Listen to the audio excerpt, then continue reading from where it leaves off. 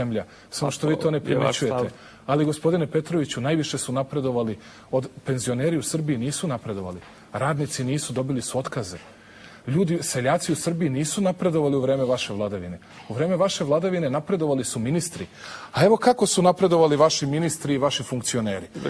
Sad ćete da vidite kako su napredovali vaši ministri i vaši funkcioneri, a onda ću pokazati još nešto što radite od strašne kampanje. Pogledajte, molim vas, poštovani građani Srbije, recimo jednu od fotografija. Posle ću videti čija je to, na kom mestu je i koliko to vredi. To je kako napreduje Srbija danas. Ovo je vila Božidara Đelića. Ovo vam je vila Dragana Šutanovca.